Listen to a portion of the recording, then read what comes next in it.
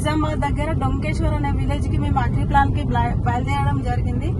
అది నేను డ్రైవింగ్ చేసుకుంటూ పక్కకి గోదావరి మేడం ఉన్నది, గ్రేట్ లీడర్, డైమండ్ డైరెక్టర్. నిజంగా నేను డ్రైవ్ చేసుకుంటూ వెళ్ళడం అయితే చాలా సంతోషంగా ఉంది. లీడర్స్, మీరు డిసిషన్ తీసుకుంటే 100% మీ వల్ల కూడా అవుతుంది. ఒక డిసిషన్ మాత్రం మీ లైఫ్ ని చేంజ్ చేస్తుంది. Thank you.